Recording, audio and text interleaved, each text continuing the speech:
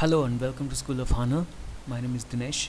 Well, today we're going to see how to navigate um, between two views. Well, in the previous session we had discussed how to create a view and place some button and text within the view, and how to return that view in the page and stuff like that. So now it's time to create multiple views and navigate between them. So I'm going to create a new application. Let's name it as Z Navigation. Well, SAP M for mobile and UI Commons is for desktop. We all know that. So Z D. So well, this is my first view, JavaScript view.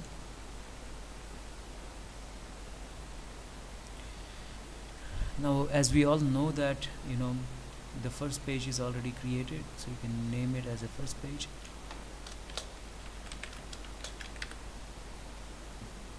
See the output. While this is running, I'm going to open the SDK.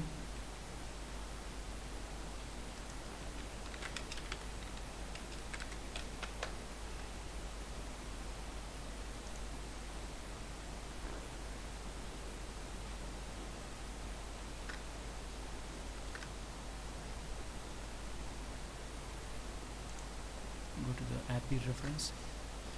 My first page is ready. Okay, so I haven't done anything, so I've just used the default page layout, as well as the title is the only thing that I've changed.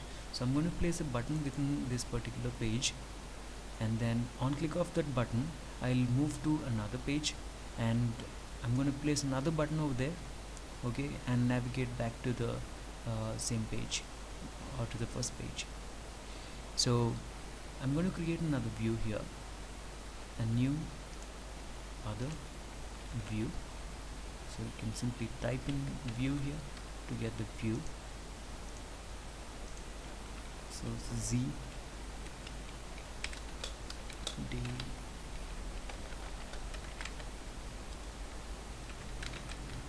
navigate to. So this is the second view.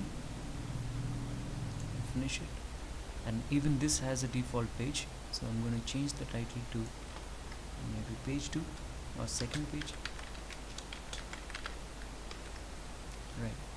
Well, the second page will not be visible in the output because we're going to create an app, okay, and that calls the view. So if you look at this app has an initial view, which is this one. So this has the same ID as the view ZD navigate 1, so which is our first view. So there is no reference to the second view, that's why the view is not available in the output. Okay, so I'm going to place my view here, or I'm going to add my view to the app so that I can navigate from the first view to the second view. So I simply copied and pasted the code. So I say page 2, and then I'm going to give a different ID. So you cannot have same ID for multiple components. So I've changed the ID. You can give any name over here. So the view name is the second view. Now you can simply copy paste this name from here, go back to HTML and paste it here. That's all. And now I'm going to add this page to the app. So the app will understand that there is another page called page 2.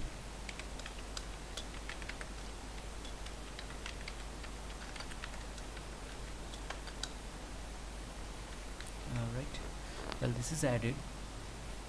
Now what I'm going to do is I'll place a button within the first view. I go here in the content, I'm going to create a new button, new SAP M dot button.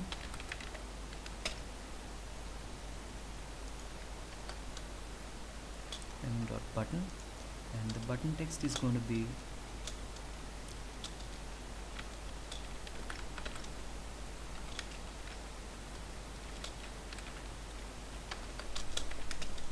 to page 2.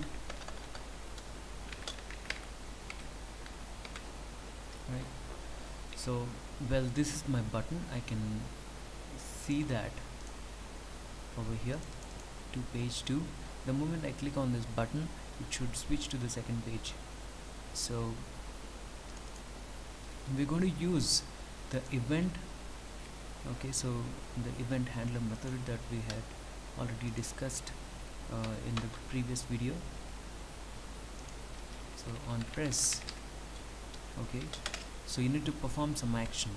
Well, if the action has to be performed within this page, then you can simply write the function here, okay. But if the action has to be performed on the components of the index.html or any other view, so we need to move on to the controller. Okay, let's O controller.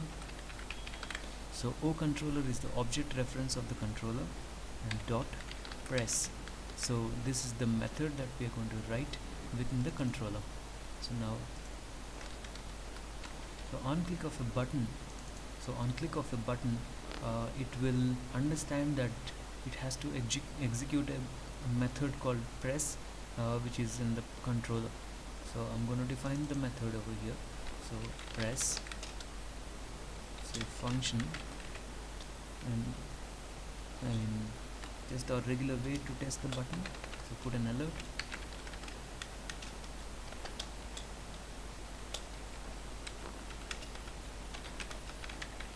I'm working. Now go back to the index, refresh it, so it says I'm working. So which means, you know, this method is being called on click of the button. Okay, so now I will write a code, okay, in the controller. Okay, now I'm going to get the reference of this app. So well, we are basically building an app, so the object reference of the app can be retrieved through a method called SAP UI get core is the thing that we have to use. So let's say var app equal to get core, and you're going to get the object reference of the app. So that can be through the ID of the app. There's no ID defined so far, so I'm going to define the ID. So z app is the ID. So this z app is the identifier of this app, okay, app variable. So you can simply say by ID is basically z app. Now once you get the reference of the app, it's simply that o app dot to the second page. So the second page object is page 2. So within the app there is already this object reference, the page 2 is already there, so it will automatically understand that it has to go to page 2.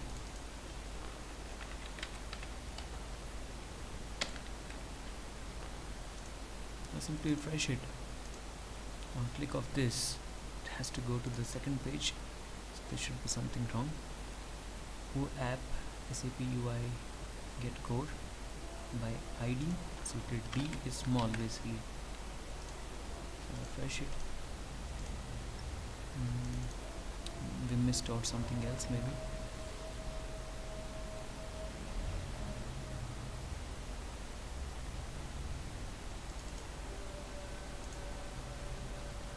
Well, I forgot to save this. Refresh it. Now it is the page, second page.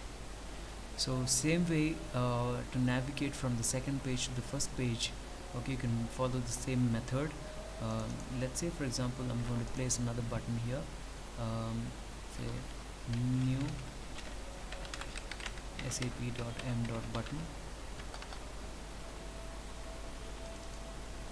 and ID is optional, SID is optional, so text is say go home. Now as this is going to refer to the home, you can simply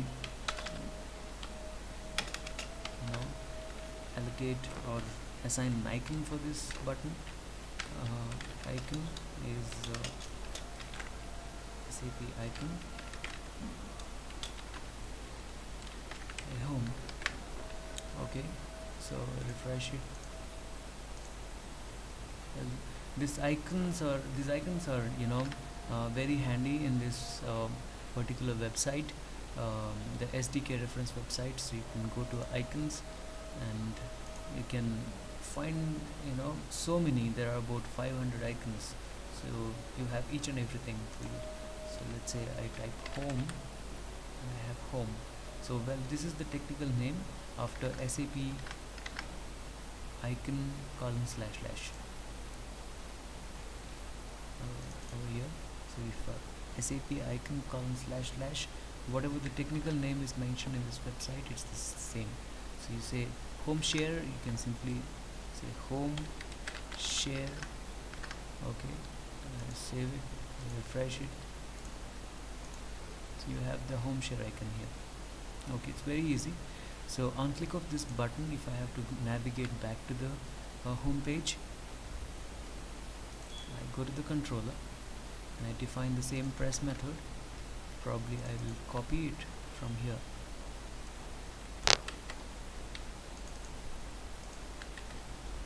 Now this time it is page, not page 2, and I'm going to have the press event. I'm going to capture this controller dot press. So on press, okay, a method called press within the controller, okay, should be executed. So the press within the controller of this particular navigate to is this one. So this will be executed. I save everything, go here, so the first page to the second page to the first page. Well, this is how you navigate between the pages. Hope this is useful for you guys. So we're going to see many more controls within the page in the next video. Thanks for watching.